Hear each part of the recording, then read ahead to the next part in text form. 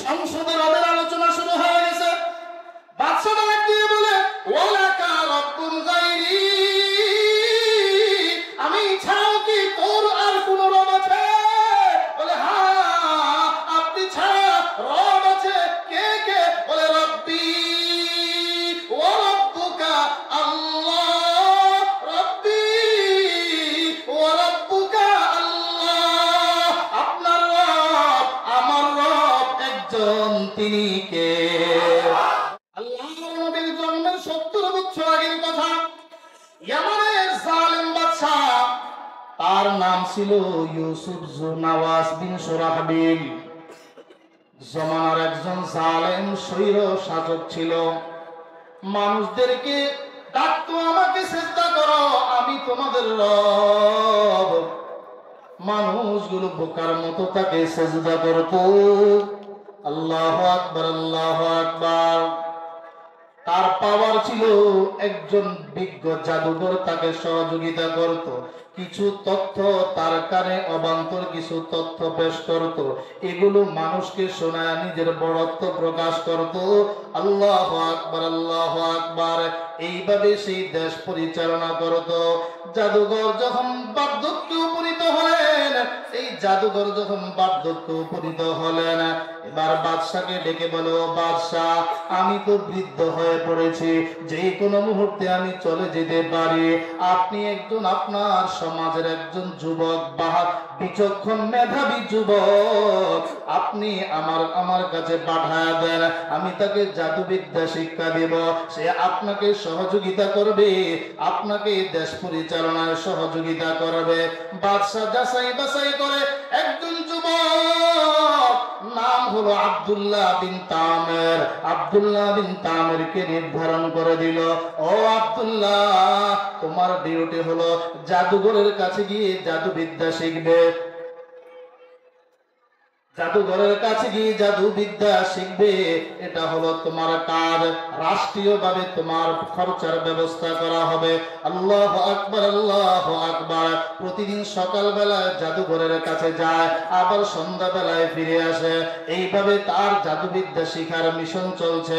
আল্লাহু আকবার, আল্লাহু আকবার। প্রতিমধ্যে ছিল একজন পাদ্রীর খানকা। ওখানে একজন পাদ্রী বসবাস করত। আরবিতে বলা হয় রাহেব, বাংলায় বলে পাদ্রী। ঈসা আলাইহিস সালামের ধর্মগুরু যারা ছিল তাদেরকে পাদ্রী বলা হয়। মাঝে মাঝে ওই পাদ্রীর কাছে যায়, পাদ্রীর পরিচয় পেয়ে যায়।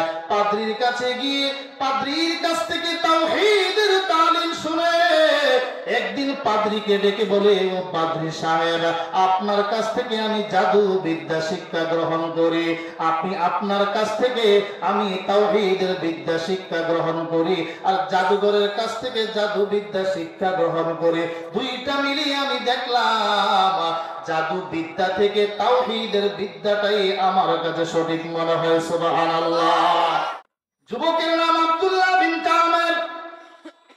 জাদুঘরের কাছে গিয়ে জাদুবিদ্যা শিখে রাস্তার মাঝে পাদ্রীর খানকা, ওখান থেকেও সে তাওহীদের তালিম শিক্ষা গ্রহণ করে। পাদ্রীর কাছে গিয়ে বলে, দুইটা গবেষণা করে আমি দেখলাম আপনার বিদ্যাটাই, তাওহীদের বিদ্যাটাই আমার কাছে প্রিয় মনে হয়, সত্যবাদী মনে হয়। আপনি আর দেরি করবেন না, আপনি আমাকে আপনার মধুর কালিমা পড়ে আপনার দলের অন্তর্ভুক্ত করে দেন। জোরে বলুন সুবহানাল্লাহ, আরো জোরে সুবহানাল্লাহ। গোপনে কালিমা পড়লো, মুমিনের কাতারে শামিল হয়ে গেল। এই খবরটা ছিল গোপন ছিল। আল্লাহু আকবার। কিন্তু তার আসা যাওয়া এখনো জাদুঘরের কাছে অব্যাহত, আসা যাওয়া চলছে। হঠাৎ করে একদিন প্রতিমধ্যে হাইওয়ে রোডের মাঝে বিশাল বড় অদ্ভুত একটা প্রাণী, কোন বর্ণনায় আছে সিংহ, রাস্তার মাঝে বসে পড়েছে, যার কারণে এদিকের মানুষগুলো ওদিকে যেতে পারে না, ওই পাশের মানুষগুলো এদিকে আসতে পারে না। ভয়ে আতঙ্কে তারা অস্থির। পরিস্থিতি নিয়ন্ত্রণ কোনোভাবেই সম্ভব নয়। যুবক আব্দুল্লাহ বিন তামের এবার মনে মনে সিদ্ধান্ত নিল, আমি আমার ধর্মটা একটু যাচাই করতে চাই। ছোট্ট একটা পাথরের কণা হাতের মাঝে উঠায়া মালিককে ডেকে বলে, মালিক, তোমার কাছে যদি জাদুবিদ্যা থেকে পাদ্রীর ধর্মটা তোমার কাছে প্রিয় হয়, আমার ধর্মটা তোমার কাছে প্রিয় হয়, তবে এই পাথরের আঘাতে যেন ওই জন্তুটা, সিংহটা মারা যায়। এই বলে বিসমি রব্বির রাহেব বলে পাথর নিক্ষেপ করার সঙ্গে সঙ্গে ওই পাথরটা সিংহের ভিতরে ঢুকে যায়। এটিম বোমের মতো কাজ করলো, মুহূর্তের মাঝে সিংহটা মৃত্যুবরণ করলো। এই দৃশ্য দেখার পরে এলাকার মানুষগুলো তার দিকে ঝুঁকে গেল। ভাইরে, তোমার কাছে অদ্ভুত কোন গোপন জ্ঞান আছে যার কারণে তুমি সিংহটাকে মারতে পেরেছ। আমি একজন অন্ধ, আমাকে একটু তুমি ভালো করে দাও। আমি একজন শ্বেত রোগী, আমাকে একটু তুমি ভালো করে দাও। আমি একজন ক্যান্সারে আক্রান্ত, আমাকে একটু ভালো করে দাও। এইভাবে অনেক মানুষগুলো ভালো হয়ে গেল, সুস্থ হয়ে গেল। এই খবরটা চলে গেল বাদশার দরবারে। বাদশার একজন মন্ত্রী ছিল অন্ধ, জন্মান্ধ, জন্মের পর থেকে দুনিয়া কি জিনিস সে কিছুই জানে না, দেখে না। খবর পাওয়ার পরে মোটা অঙ্কের হাদিয়া তোফা নিয়ে এবার যুবক আব্দুল্লাহ বিন তামিরের দরবারে হাজির। ও যুবক, তোমার কাছে অদ্ভুত কি জ্ঞান আছে, আমাকে একটু চিকিৎসা করো। আমি দুনিয়া কি জিনিস দেখি না, সন্তানের চেহারা কখনো দেখি নাই, বাবা মার চেহারা দেখি নাই, বিবির চেহারা দেখি নাই। তুমি আমার চোখটা ভালো করে দাও, যত টাকার প্রয়োজন আমি সব তোমার জন্য ব্যবস্থা করে দেব। যুবক ডাক দিয়ে বলে, মন্ত্রী সাহেব, আমার কাছে কোনো ক্ষমতা নাই, ক্ষমতা হলো আমার রব আল্লাহর কাছে। সুবহানাল্লাহ। আপনি যদি ওই রবকে মানেন, আপনি যদি রবকে বিশ্বাস করেন, আপনি যদি কালিমা পড়েন, তবে আমি আপনার জন্য রবের কাছে দোয়া করব। আশা করি আপনি দৃষ্টিশক্তি ফিরে পাবেন। যুবকের কথা শুনে মুহূর্তের মাঝে অন্ধ মন্ত্রী কালিমা পড়ে মুসলমান হয়ে যায়। এবার যুবক বলে বিসমি রব্বির রাহেব বলে চোখের উপরে যখন হাতটা বোলা দেয়, মুহূর্তের মাঝে জন্মান্ধ মন্ত্রীটা সুস্থ হয়ে যায়। পরের দিন সংসদে গেল, বাদশার পাশে বসা। বাদশা তার দিকে তাকায় আছে। যেই মন্ত্রীটা এই পর্যন্ত দেখলাম অন্ধ, এখন দৃষ্টিশক্তি কোত্থেকে পাইল? জিজ্ঞেস করতেছে, তোমাকে এই দৃষ্টিশক্তি কে ফেরায় দিল? আল্লাহু আকবার, আল্লাহু আকবার। ওই মন্ত্রীর জবানে কি বের হয়ে গেল?